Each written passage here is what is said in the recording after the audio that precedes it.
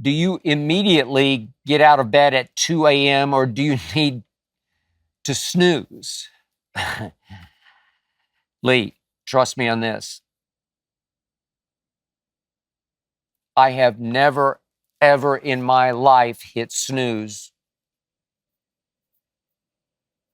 on a game day morning. I'm talking about a work morning. Never, ever. I don't snooze for a second. I literally fly out of bed because I have to. Trust me on this. My teammates will back me up on this. I barely make it to air every morning at 6:30 a.m. out here in Los Angeles.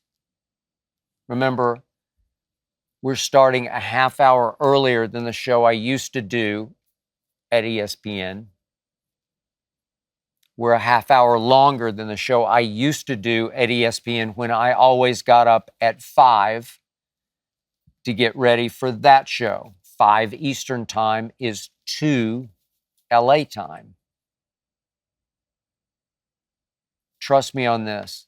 That half hour makes a significant, life-changing difference in prep time and in long-term wear and tear on body and mind. That's a half hour a day more for 5 straight days, is 2.5 hours more of television to prep for and execute. Week after week after week after relentless week. It's not an easy show to do. I have to be up by 2, not a second later because I'm barely going to make it. So the first thing I do before I go to sleep the night before is I always lay out my clothes because I'm not going to have time to go find my clothes and decide on this or that. I lay out first my workout clothes because I'm very quickly going to get on the treadmill or the upright exercise bike.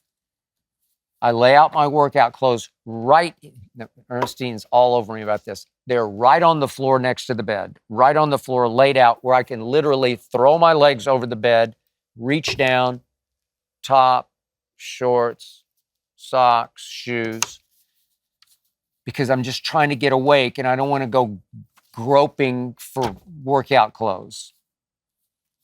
Next to those are laid out my go-to-work clothes.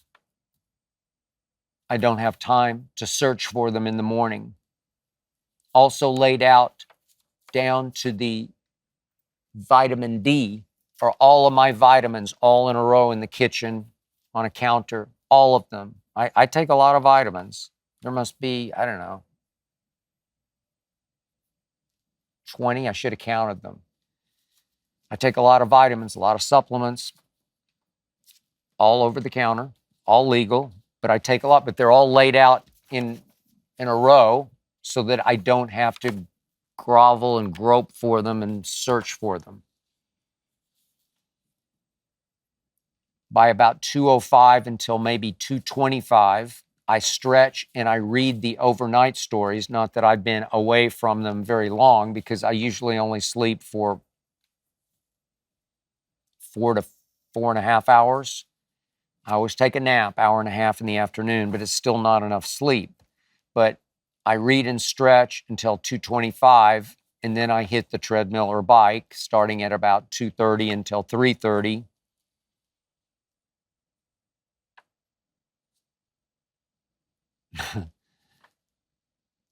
It's relentlessly hard on my body. I hope you enjoyed that video. You ready for more? Make sure you click that subscribe button for all the exclusive content from the Skip Bayless Show.